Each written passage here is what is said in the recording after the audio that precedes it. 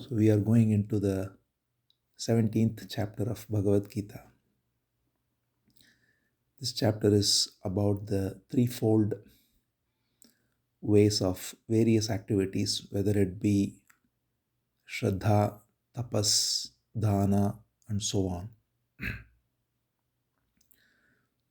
So we already saw in Gita before and in many other places in Bhagavatam, there is a description of three types of gunas: sattva, rajas, and tamas. Sattva is generally goodness, purity, calmness, and so on. Rajas is passion, aggressive action, and so on. And tamas is inertia, dullness, sloth, ignorance, all of that. And prakriti, which is nature, is made of these three gunas. And this has been described in various ways. And these three gunas are seen in action if we observe carefully everywhere. Even time is made of these three gunas. The early morning times are very calm. The afternoon is full of the fierce heat of the sun or activity in general, and night times are dull. Similarly, various beings also have these qualities. Even animals, some animals are very sattvic, like the cows. Some are very rajasic, and then some are very tamasic. And same with people. And so every aspect of nature is made of these three qualities. But it all belongs to nature, or what's prakriti, which functions according to these three gunas. So again and again, the pointer of Bhagavad Gita, or the pointer of self-inquiry, is to not identify with the three gunas as me. It's the gunas that act, and they act on themselves. And because of identification with the activity of the guna as my action, we get caught in illusion. So all actions happen only by the force of these gunas. And therefore, understanding these three gunas and transcending identification with these three gunas is the essence of self-realization. So understanding the three gunas is essential, because then we know when the gunas are operating and how each guna has its own energy, and there is a gradation within gunas. And if we transcend the gradation of the three gunas, then we are free of identification with any of them. So with that, Krishna goes into the three types of various aspects of life, importantly beginning with Shraddha itself. So Shraddha is a word in Sanskrit which is very hard to even translate in English. Some people translate it as faith, but faith is not exactly the sense of Shraddha. One can say it is reverence, it is a sense of what we have confidence in, what we hold dear, what we sincerely follow. All of this together gives the sense of Shraddha. That which guides our life, in which we place our sincere, abiding reverence, one can call it as Shraddha. So it is said that even this Shraddha is of three types: sattvic, rajasic, and tamasic. So before entering what those three are, we have to recognize that this very concept of reverence is implicit in everyone. So even if one is, let's say, purely going by the scientific process, they reject everything else, but they only go with what science says, then their Shraddha is in the scientific process. Because science also is constantly changing. We know that science is, in fact, evolving all the time, even at very fundamental levels and also very superficial levels. It's constantly changing.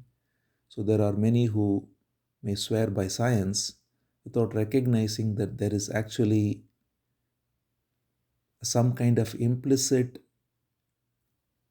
confidence in the scientific process, which in its essence is actually very perfect, because the true essence of science is not to believe in anything, question everything, question all assumptions, and thereby get to the real truth. That is the meaning of the word science, which is actually the same essence of jnana. So, science is not as normally construed just something about studying matter or coming up with technology. All of that are only side effects. Real science is getting at truth. But in any case, there are many who just take science for what it is, and there are many who place their reverence in some political ideology. They just swear by it, live by it, go by it. There are those who just have their own ideology. For instance, they may say that I have to just enjoy life. So that's also one way of their Shraddha. So everyone has Shraddha of different types. Whatever one lives by, that is their Shraddha. And everyone lives in some way. But the way we live, the where we place Shraddha determines how we live. Clearly, the one who wants to simply enjoy life, if that's the dictum, then they live in a particular way. If one believes in some ideology like communism or capitalism, they believe they behave in a certain way. As we said, one who's only into science behaves in a certain way. And the one who truly wants to understand and recognize the source of all that there is and be free of this division within of the ego, he or she lives in that way. So everyone has Shraddha. So Krishna says the three types of Shraddha when it comes to sattva, rajas, and tamas are: the sattvic have their Shraddha in devatas, it is said. So devatas is symbolic of the higher spirits or the higher realms of wisdom, nature, and so on. Rajasic people are drawn to monsters and powerful beings, yakshas and rakshasas, it is said. And the tamasic people are drawn to ghosts and dead things. So, what does it all mean? So, it's not to be taken literally, of course, because the devatas, they represent various aspects of nature which are making nature function harmoniously. So, for instance, there is a symbolic representation of fire as a devata, or water, or thunderbolt, or wind.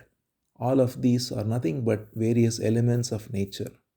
And all of these elements of nature function harmoniously in order for this world to function. So the harmony with which the whole natural world is functioning is brought about by these various forces, and these forces are symbolized by the devatas.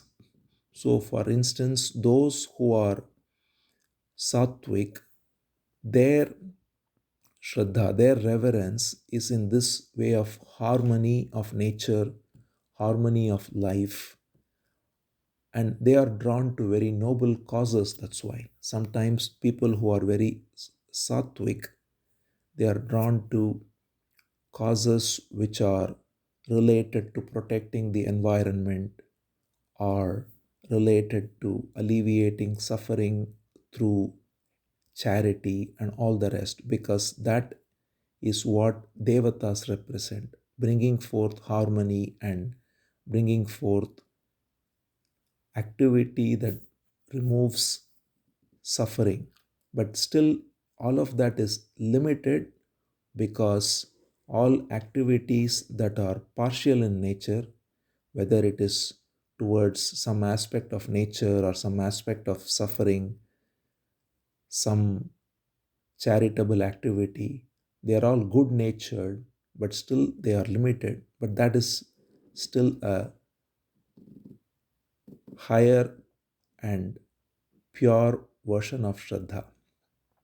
But those who are rajasic, it is said they are drawn to monsters and demons. So, what that represents is the drive to just conquer nature, to conquer and to dominate and to dominate other people.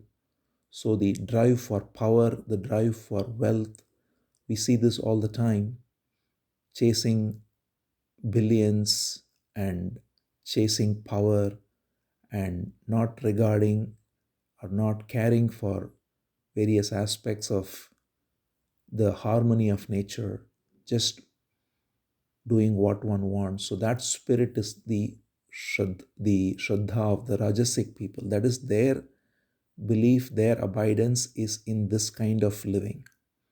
And then the Tamasic are the ones, it is said, who worship dead things, which just represents those who are caught in ignorance and laziness and just sitting and being a couch potato and just living in a lazy way and therefore wallowing in depression, in self pity, all of this. So, these are the three ways in which Shraddha also manifests.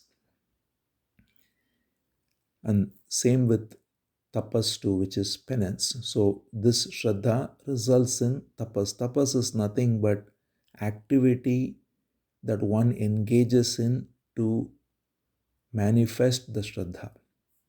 So, as we can see then clearly, people engage in various activities which are directly a result of what their living philosophy is. So, Shraddha, another way to look at it, is their living philosophy. So, based on one's living philosophy, one puts their effort, and that effort is tapas. So, one who is very sattvic, as we said, they will engage in very altruistic causes. They will go and engage in activism with a very good intent, even if it is partial in nature. That's what they are drawn towards in terms of that is their tapas. They will fast for a good cause. They will put themselves through suffering in order to bring forth the right kind of result as they perceive it in various realms of life. The Rajasic people, they do tapas too. Their tapas is just intense activity to further their greed and their power. So we see how there are many who work 18-hour, 20-hour days working for their own self glorification in whichever way it is, just to make more money or to get more power or to get, politicians who campaign throughout the day. There are so many who engage in so much tapas, which is also a kind of austerity or a penance, but that penance is drawn towards just getting more power, more wealth, and so on. And then the tamasic, their tapas is the dullest kind, where they just simply sit and watch the phone or watch the television or just eat and there it is completely dull in nature. So we see that there are three types, and similarly Krishna says food is also of three types. There is food that is promoting longevity, promoting lightness, promoting ease. So when we eat fruits and vegetables and light stuff in general, we feel light after the food, and there is a fullness to it, there is a wholeness to it. Whereas when we eat that, those are all sattvic foods, and but when we eat rajasic foods, these are foods that are made of a lot of spices and pungent uh, smells and too much salt.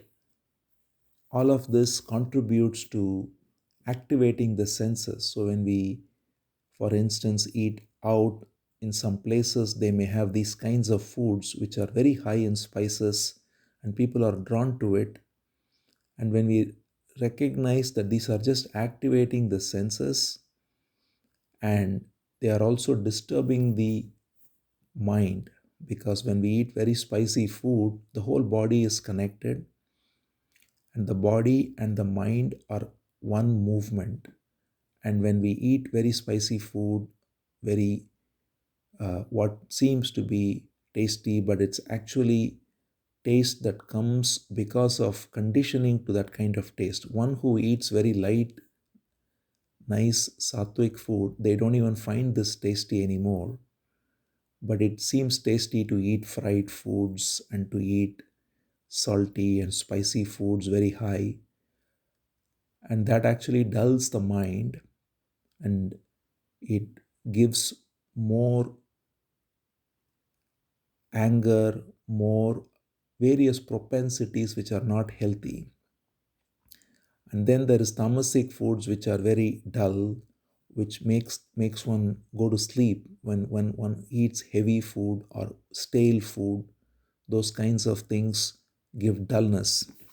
So these three types of foods are also described by Krishna. And then there is also similarly sacrifices, that is yajna.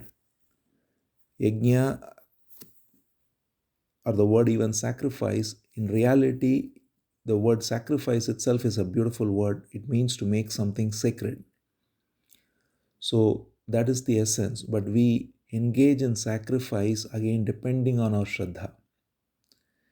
So when we offer sacrifice without any desire, without looking for getting something out of it, let's say we engage in any activity, sacrifice simply means, to put it very simply, to not go for short term pleasures, but to give up the short term in order to do what is good for the long term. So, for instance, even a simple thing such as eating junk food is giving into short term pleasure, but giving it up and not eating anything or eating something healthy is to sacrifice the short term pleasure for the long term health of the body. So, sacrifice is simply a principle of not engaging in that which is pleasing in the moment to the senses or to the body, but doing what is right and what is holistic. And if one engages in sacrifice in that true spirit, and that holistic sense is there, then that sacrifice is considered sattvic. But if, on the other hand, one engages in any sacrifice only to show off, so if there is a lot of hypocrisy, show off, and desire for fruit, very strong attachment to what I will get out of this sacrifice, then that's rajasic. And then that which is tamasic is that which is done so in such a dull way, where there is not even a show to be made, there is just dull energy there, there is no true involvement. There is just things done without any sincerity, and that kind of a sacrifice is called as tamasic sacrifice. And then Krishna talks about what is true discipline of body, mind, and speech, which is again coming forth from the gunas. When one is understanding the gunas and thereby the gunas are falling in their right place, then naturally, or to put it another way, when one is caught in tamoguna, that is the dullness, then it is most difficult to transcend identification with gunas, because the very pull of the tamoguna is so strong that one is identified with it as I am this body and I am this mind. And that identification makes one completely be unable to look beyond it in any sense, but one's sense of self is very strongly tied to the body and to the pleasures of the body. The Rajasic person, because of his action, because of intense action, in a different way, he is also tied to the same strong identification with the body and mind. And sometimes the Rajasic person may even have a stronger identification than a Tamasic person. Because if one is engaged in a lot of activity and gets his worth out of that, he defines himself by his work, by what people think of his work, by the wealth he has, by the power he has, and so on, then that self definition becomes the prison in which one lives. And then it's very difficult to transcend that and recognize that all of this is not me at all. Whereas if one is situated in sattva, even if there is a sense of attachment to sattva guna, and which is coming forth as various causes or various activities, there is at least, because of the sense of goodness that is involved in it, there is not the same strong identification that is there with case of rajas and tamas, and therefore there is always the possibility to transcend sattva. So the true essence of all of this is to, of course, not be identified even with sattva, but recognize that all of this happens according to the modes of nature, and there is no separate doer or experiencer of any action, and there is no one enjoying anything. All of this happens on their own. But to come to that recognition requires non identification with the activities of the body and mind. And that non identification is easily possible when the activities are in sattva guna. And the other way around, when there is non identification, then the activities naturally fall in sattva guna. Because when there is no identification with the body and mind, then the body and mind is not looking for anything related to sense pleasures or to getting more material wealth or power, but everything falls in the right place, and there is an expression of what is good and pure in the highest sense, which is called as Shuddha Sattva. That is not Sattva, which is also partial in that it can be caught in some fragmented causes or activism or all that, even if it is good natured, but pure goodness, which brings forth what is truly good for whole of the world through the right wisdom, right knowledge, and unconditional love. So to bring that forth is the purpose of understanding the three gunas and to transcend them. In fact, I think a couple of times we've shared this. So there is a beautiful symbolism of this in Ramayana too, where we have these three brothers who represent the three gunas, that is Ravana, Kumbhakarna, and Vibhishana. So Ravana represents Rajas, lot of activity, going for power, wealth, and lust and greed and all of that. Kumbhakarna is the one who represents Tamoguna, constantly sleeping, eating. That's only two things he cares about is to eat and sleep. That's the nature of Tamoguna. And Sattvaguna is Vibhishana, who is very, even though he is a Rakshasa, is very gentle mannered, very good natured. And therefore, he is the one who is able to recognize and surrender to Ram, who represents that which is beyond the three gunas. Whereas Ravana and Kumbhakarna cannot do that, and therefore they are slayed. So the symbolism is Vibhishana represents that aspect of nature which enables one to get out of identification and thereby surrender to that which is eternal, which is represented by Ram. So now Krishna refers to the various aspects of how to regulate the body, mind, and speech to bring forth this recognition. So he says, living with the body has to be living with cleanliness,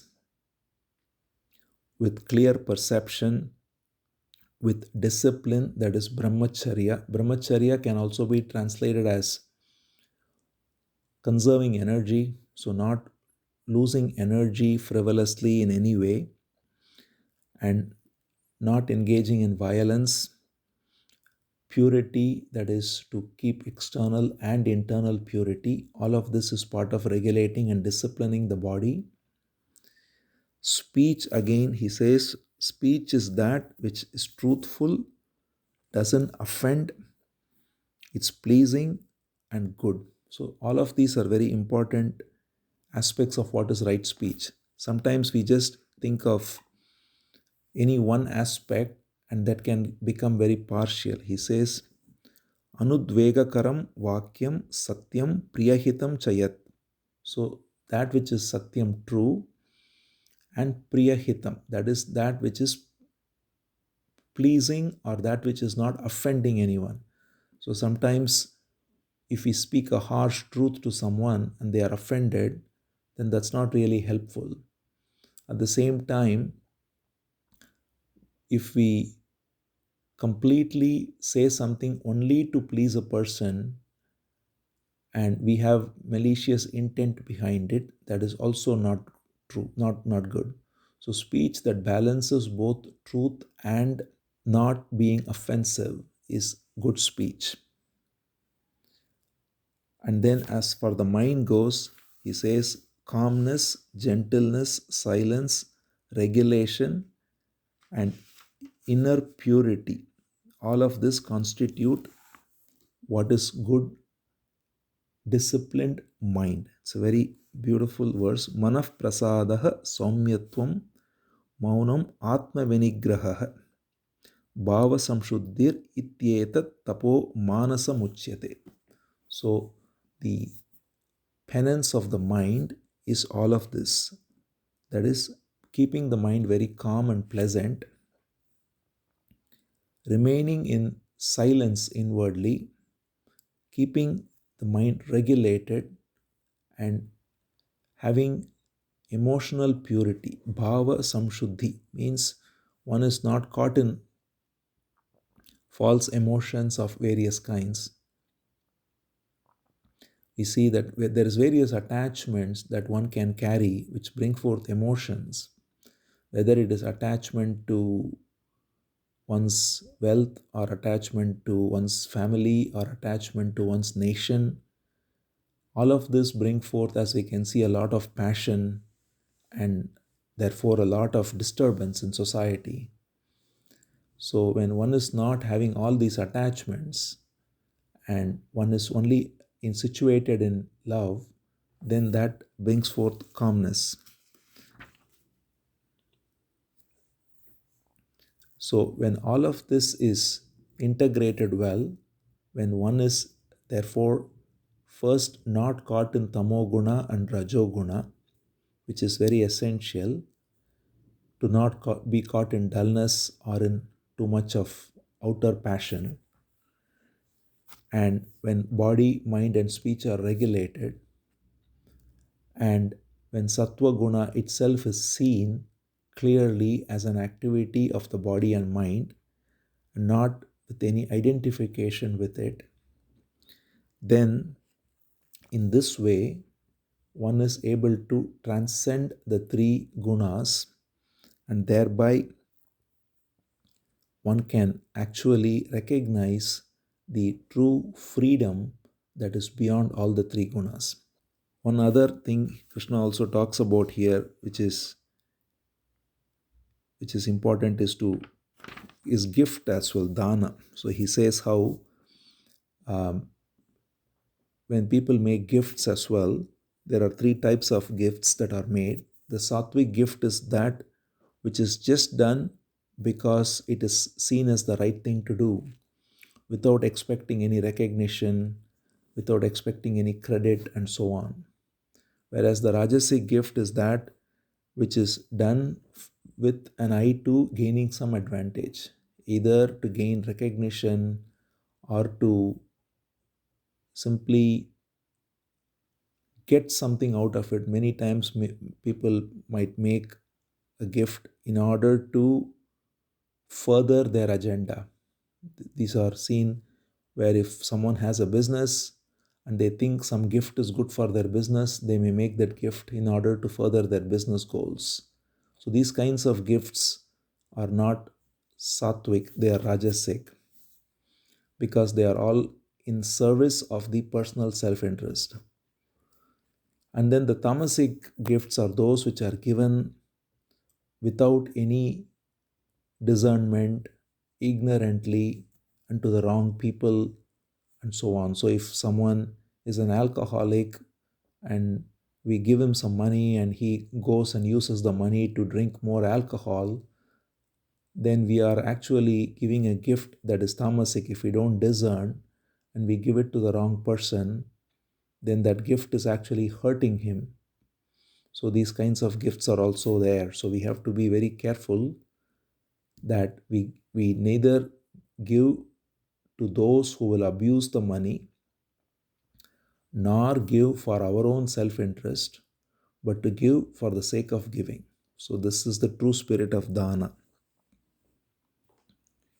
So if when we recognize all this, that all these various aspects in which the three gunas unfold, whether it is, as we saw, Shraddha, which is the foundation, which is the abiding philosophy by which one lives. Whatever one places one's Shraddha in, that's how one lives.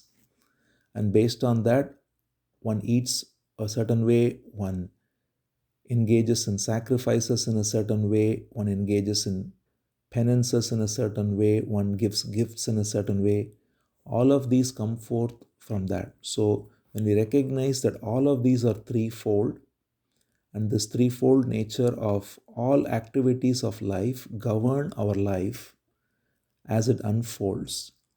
And it's very essential to recognize all this, because when we recognize this, then we can objectively look at it. First of all, we are normally identified with the sense of me as the body and with the sense of others as other separate beings, and then we blame others, blame ourselves, we give credit to others, we give credit to ourselves, all of this because of false idea of self. Just understanding the gunas gives us the clarity that it is gunas that are acting. If someone is engaged in mad pursuit of wealth, it is not anybody there, it is just the guna, the rajasic guna that is there, that's acting. And that very guna that's acting there is what's pushing that body to engage in all these actions. So we don't have to then blame anyone, criticize anyone, and we don't have to judge anyone. We just can look at them with compassion, that they are only driven by this guna, and they can be free of it if this wisdom is somehow revealed to them. It is like when one is in the hold of a ghost and the ghost takes you wherever it takes you, then you cannot blame the person. It's just the ghost, and that ghost is the guna. So when we share this wisdom of true self knowledge, then that wisdom can free one no matter what guna one is caught in actually. But of course, sattva guna is very conducive because that makes it easy to see through the false identification with the guna. But even there are, in fact, many examples in even recent history and even in the Puranas of those who are caught in either Rajoguna or even Tamoguna, but instantly lifted out of it through grace. So it's important to therefore not judge anyone and not judge oneself either, but recognize that it's the three gunas that are operating at the level of the body and the mind, and we are neither of that, and nobody else is any of that either. It's just the gunas. So when we are free of this identification, then there is peace. We can observe everything very objectively. We can objectively see the rise of thought and how this thought is tamasic or rajasic or sattvic. If a thought rises that says, for instance, let me go and eat some junk food, or let me go and watch something mindlessly, instead of identifying with it unconsciously and doing it, this awareness can help one see it clearly that this thought is rising, which is tamasic. And it's just the thought, it's not me. And when we recognize it's just a memory, which is thought that's rising, then we are free of it. Same with the rajasic thought that might rise. We can see that clearly too and be free of it. If there is a drive to go do something, to engage in unnecessary activity, which is going to be short sighted but create a lot of disturbance, instead of just, there are many, for instance, who just get driven by passions and emotions and go protest and go fight and go, so many societal disturbances are caused by such people. So that is only because of unconscious identification with rajoguna. So first within us, if we recognize, if at all any such propensity rises, to be aware of it and be not caught in it, then we can also see that whoever is acting in that way, they are just caught in this guna. There is nobody there except the guna that's operating in this way. And same with sattva guna, when even a very good thought rises, but if it takes us into some partial activism or some cause which is good natured but limited, we can look at it and see that that can also only help in a very limited way. And then when we see all this, then we can come upon what is true service, which is self realization. Because when we are not caught in any of these identities, and when we are free of all identities, and therefore we are free of the sense of me, and we give our full attention to what is in any relation, in any circumstance, then that pure attention, which is total love, brings forth the right action, which is service. And that is the essence of understanding and transcending the three gunas.